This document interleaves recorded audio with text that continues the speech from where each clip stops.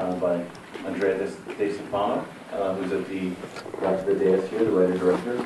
We're also with the cast of the film, Josh Hutcherson, Benicio del Toro, and Claudia Tresac. I'm Brendan Harris, the contributing editor of Filmmaker Magazine, and we'll open it up to questions in a second. But I wanted to ask Andrea, you obviously have a background as an actor, you know, in a number of very significant Italian films. You've made this your directorial debut. What spoke to you about this story specifically is one you wanted to tell yourself? And ultimately, you know, how was it difficult transitioning from being an actor to the other side of the camera? But, you know, in a way it's the same job. You know, you have to tell a story in the most simple way possible. I wanted to make a movie about a young man whose destiny was fatally changed by the encounter of you know, a superhuman kind of character. I saw I saw immediately the potential of making almost like a Greek tragedy, a fall into hell. It's like the story of my protagonist, Josh. It always reminded me of the Greek mythology and those kind of narrative arches, like Icaro. So that's what I tried to do. I don't know. And on the way, of course, there's a lot. One thing I found that when directing movies, there's always something that you cannot control. You can't help but putting inside a movie your own fears, your own experiences, your own cinematographic taste. And but at the end of the day, I did very little compared to my actors and how much they brought to the film. That was it. Yeah. Yeah, I'm curious because you just had to frame the story through the eyes of not Escobar himself, but through a fictional character who sort of comes into his inner circle, played by Mr. Hutcherson. What was behind that, the impetus for that way into the story? And is the character at all based on a historical figure or some other sort of amalgam of real people who actually were in Escobar's life? Well, I immediately, you know, I learned a story that was around of a person that knew Escobar. Escobar asked him to hide something and then tried to kill him, and I thought that was an interesting story and I wanted to make a movie about that.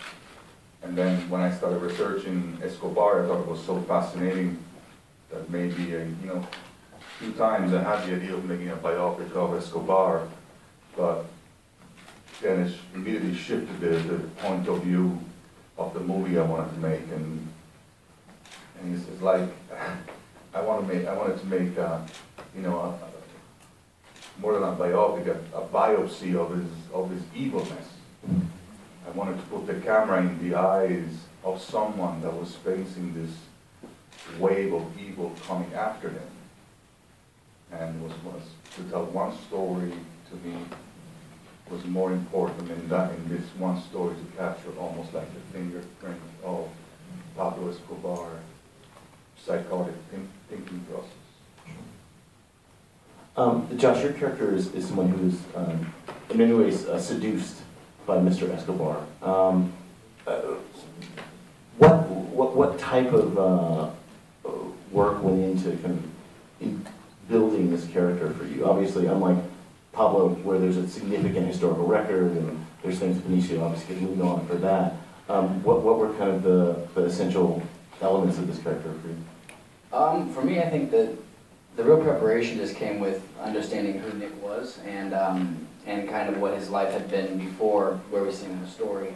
Kind of understanding, you know, his family life, where he came from, because for me that really informs on the decisions you're going to make as an actor for the role, is, you know, your past and your history. So just kind of, because yeah, it wasn't based on a real character, so Andre and I kind of just worked on that, and I don't know, I let him intimidate me in the scenes, and that just kind of worked on its own. I didn't know a lot about Pablo Escobar before filming this. And I didn't want to learn more because I think Nick had this kind of naivete about him, where he, I mean, it was back before Google, and you know, the whole world sort of knew who Pablo Escobar was at that time. So Nick was sort of in the dark, and I didn't want to, you know, expose myself to too much because then it would have been, you know, I felt a little stupid playing Nick, and I didn't want to feel stupid. So yeah. And Benicio, obviously, you've played historical figures before, you've played real-life characters before. Do you do a tremendous amount of research when taking on a role like this, or do you just kind of try to make it your own? I mean, you know, what is that process like? It's both. You do as much as you can, learn about the history as much as you can, and then you have to throw it away. You have to throw it away when you're doing the scenes. You know, you can't just, I don't know, something happens as an actor that to create that reality that actors do in front of cameras. And I really don't know how to describe that. But one thing is you can't be thinking about your research while you're doing it. You play the moment. And so that's so yeah, there's a lot of work that you do, kind of like a journalist, as much as you can, and then you just have to throw it away and be in the moment for those scenes that you're doing, and also keep an eye on what the story is.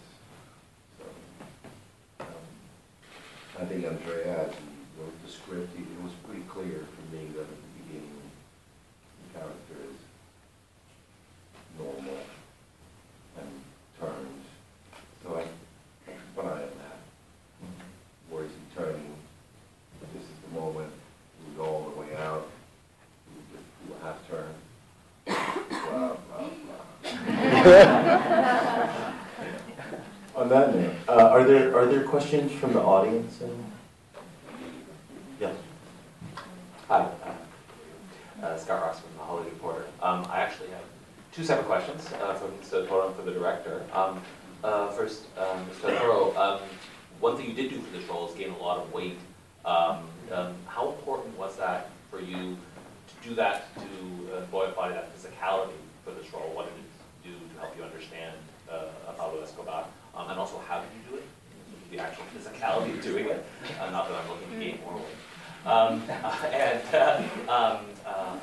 the director, maybe this is Derek question, but why did you decide not to translate or subtitle the Spanish spoken in this film? At least the version I saw was not subtitled. That was a deliberate choice on your part, so that we don't actually hear Escobar, if you don't understand Spanish, you don't hear Escobar speaking in his native tongue? I'm sorry, you saw a version of the film when Escobar speaks Spanish, you didn't have the... There were no subtitles. Oh, it was a technical thing. Well, then that didn't drop that question. I was wondering. So I have no idea what you said the film unless you were talking to Nick. I gotta pay for it. Okay, well, drop that question, but yeah, the weight loss. The gaining weight is easy. That's easy. All you gotta do is eat. There's no...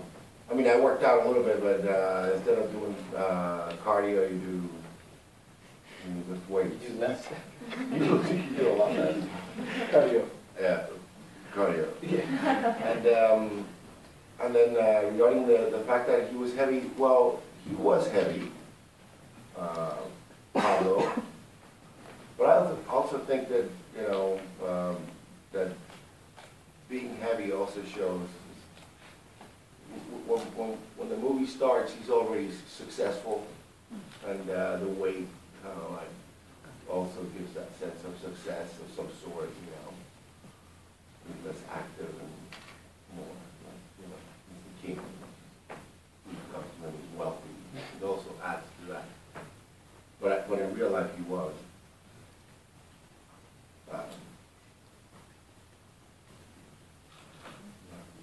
Did it change how you sort of got into the role? I mean, did it change how you physically acted? It does change a little bit, yeah.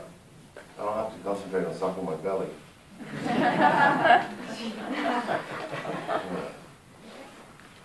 Hello, I'm Flavia from Bleak. Two questions to you, Mr. Del Toro.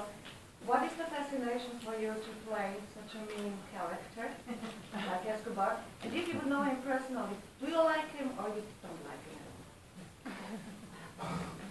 But I have pity for him, in a way.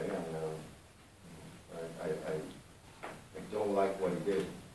I think he was a talented man and a waste of talent. But I don't like him.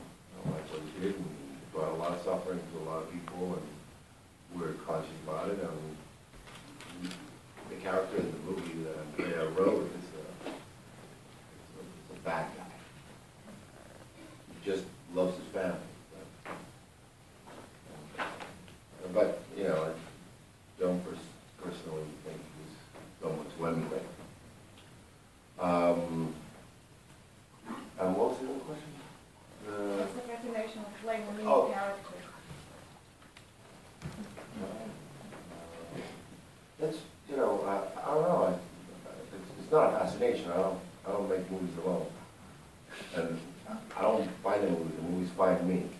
So it could be a question you could ask: why these movies find me? Why me? But I just think that there's an element of that you can create. There's an element that you can create. It'd be fun to create while you're working as an actor. It would be fun to create someone that I would not be. Use your imagination, and in characters like that, you can use your imagination. Or let's say boundless, or more than characters, other characters. No problem. I have a question to Claudia Harris. My name is Laurie Masterway. I work in the cinematographer. And my question is, between you and Josh Hutcherson, the chemistry on the set to play a couple, was it difficult to play this role for you? Or? Yeah. Yeah. No, it was so good since the first moment we did an audition. I mean, it was an audition, no? Like chemistry. A chemistry, yeah. Test, yeah. And it was so good. He was so kind and so good with me every moment. And I didn't know so much English, so the conversation wasn't that much. Hi. But no, it was so good to work with him, and he was supporting me so much in every moment. So, hi, it's Christian Aus, freelance journalist from Germany. First of all, congratulations, great movie. I wanted to talk about your chemistry, Mr. Toro and Mr. Hutcherson, because how did you do it? I mean, some actors don't like to meet before they work together. Some do. What were your expectations? What surprised you?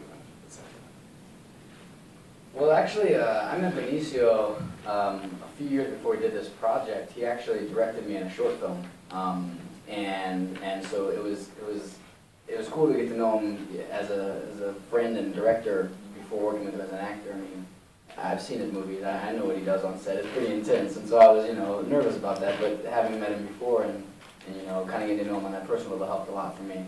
And I don't know. I think about because like Nick can't see that Pablo's like a bad guy in the beginning. He has to really be comfortable with him and really see him as a guy that he gets lured in, like Andrea was saying, he gets seduced. And so I think that knowing Benicio personally helped. He seduced me, so it helped a little bit. It helped a little bit with that, the comfortability. I think. Yeah. For me, I love working with Josh.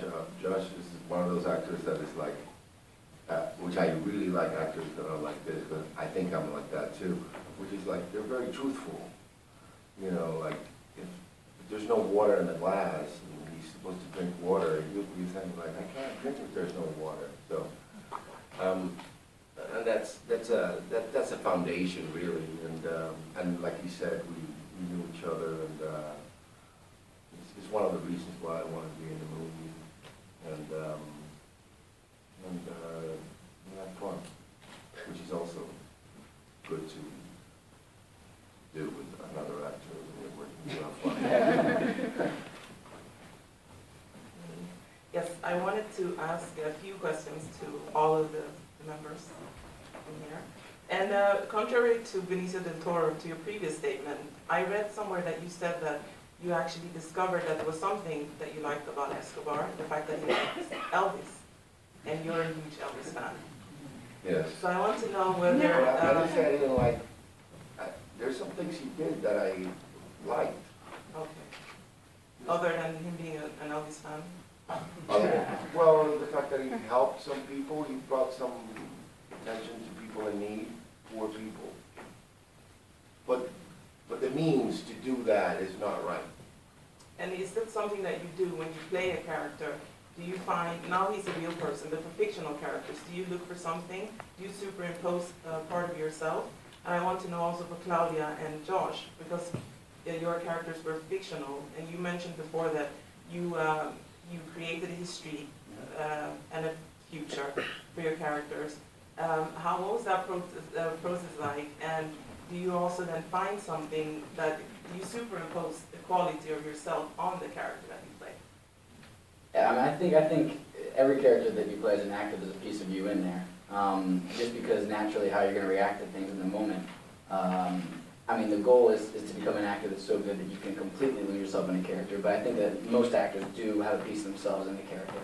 I definitely identify with Nick. I mean, I think he's a guy that had these pure motivations and fell in love, and love was the kind of driving force behind his whole story. It's how he got into this mess and something that kept him going to try to get out of it. So I identify with that. I believe in love, the power of love and everything. So I think that I identify with who Nick was as a character, for sure. And is there a difference acting against somebody who's a real person? Even Claudia, how was that for you to act? Because you're a fictional character, but you're playing against somebody who existed. Mm-hmm. Is that intimidating? Yeah. Or... I mean, I was looking so many things about Colombia and Pablo Escobar to know how was the relation between them and the culture, because it's different from my culture. But I don't know, at the end in the shooting I think you have to forget that, and I remember, for example, that I had to find that admiration for Pablo, and when I saw Benicio I was like completely admiring him, so I was like... He's a new start too. Yeah. So I don't know, in that, I wasn't thinking, like Maria is, I was thinking, oh my God, I'm so happy to be here, and I was, I don't know, focused on that. Okay. And then my last question is to Andrea. I wanted to know how elastic the freedom was in terms, because I read somewhere, I think I saw an interview where it's never been documented that somebody like Pablo Escobar did drugs himself, right? So there are no scenes where he's showing him doing cocaine. No, he's drinking beer. It's not the same thing. So I want to know, is it really the same as cocaine? Okay then. But I wanted to know, in terms of now, like when you created this movie, the character and everything, like how elastic was the freedom in terms of what the characters were able to do, and what you decided. How did you make those decisions that? So we can't have this because I know that Escobar never did that. And then when did you decide to play a bit and say, okay, maybe he should be allowed to do this? And then also, how was there a difference in the direction you were offering to the actors on stage? No, I think with Benicio, we were very careful to be as truthful as we could of who Pablo Escobar really was. On the bright side and the dark side, we were very, I'm very comfortable with my conscience that, I need to make justice to this human being. As far as directing, I don't really know.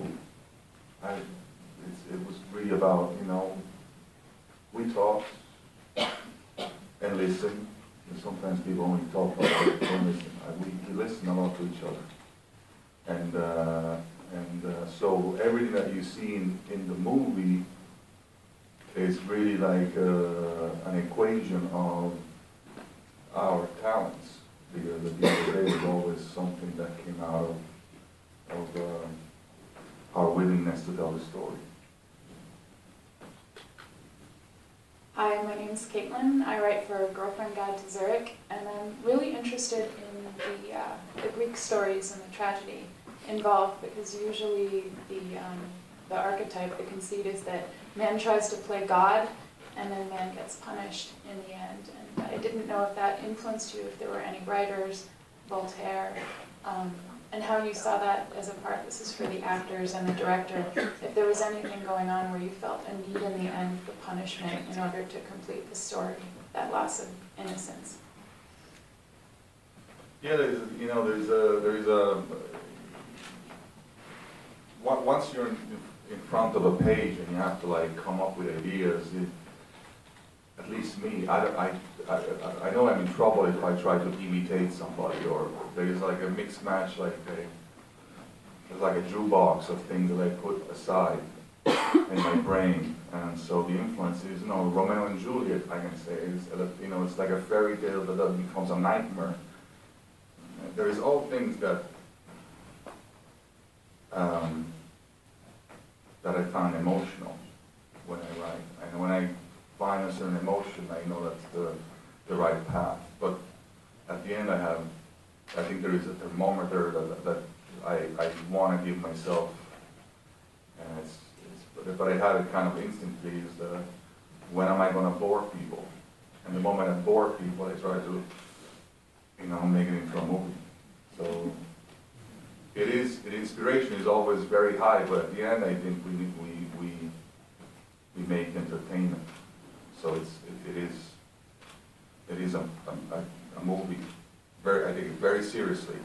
I'm not trying to minimize what I do. I take it absolutely very seriously, and I'm very, I went to extremes emotionally and artistically, But at the end of the day, I want to make a beautiful, entertaining story with a moral backbone, that when you go back home, you think about the narrative arch of these three human beings, and you think, okay, I feel for them. I feel even for Pablo when he walks to prison. His tragedy, there's something cathartic in it. You understand when he walks to prison. By the way, he's got Elvis records on the arm, but nobody knows it. When he walks to prison, you almost feel for him. I think for me, as far as the need for a sense of punishment or something, I think that the story is a tragedy. I think what Andre is saying is a tragedy, and in a way, I mean, Pablo, did horrible things in the community, and people really felt the pain of what he did around them, and so I think that for the movie to finish the way it finishes in a tragic way, I think it kind of does more justice to everyone that suffered of Pablo, because they say, no one escapes Pablo Escobar, and I don't want to say anything too much, but you saw it. Well, you saw it on the subtitles, maybe not, but yeah. So I think it's a tragedy, and so I didn't feel the need for like a punishment, because I think that the movie was meant to sit as a tragedy. For me, that's kind of what it means. We have time for one more question. Yeah. Hi, my name is Maria, and I'm a freelancer. I think this is a question for Andrea. How did you wanted basically to engage the female little hearts because of getting a love story? Because I not only saw it as a tragedy, but I actually saw it as a love story.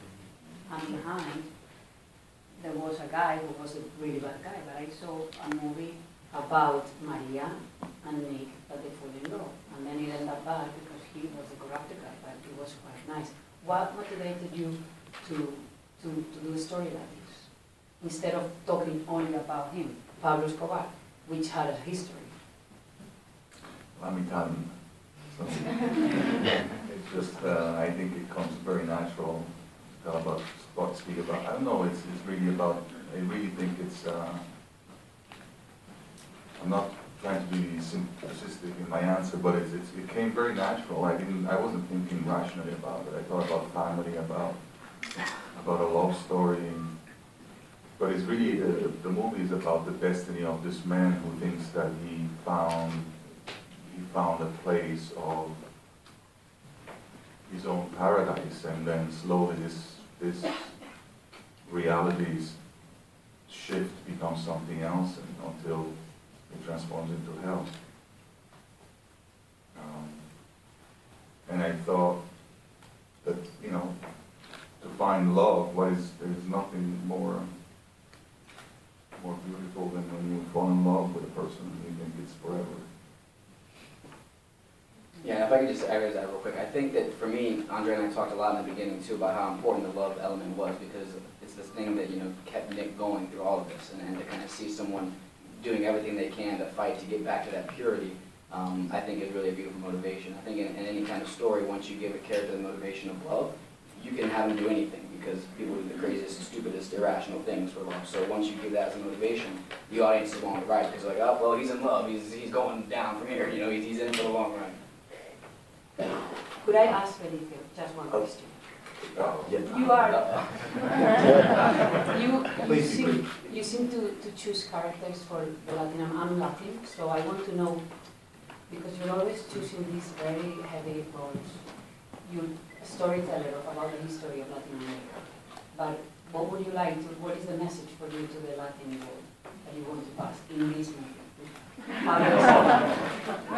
Yes, because I felt that it was not only about Pablo Escobar, it was more about them. So what would you like to say about Pablo Escobar? I think the movie's pretty clear. It's like that it was two-faced. It was a family man. It was the man that could seduce a whole country. And at the same time, he's the country. And at the same time, he brings it down. And that was Pablo in a way. That was him. He seduced a whole country, became a cult hero, he became a Robin Hood, but at the same time, he bled it out. You know, so if there's anything I want to say, it would be something like that. And I think it's a combination of Andrea, the writing, the story, and how we went into it. And I think that that's one of the reasons why I felt that, because the movie's fiction, that it did justice to that person that really lived, because he was that contradiction. But at the end, when you outweigh, the bad outweighs the good. And it did, by far. On that note, I want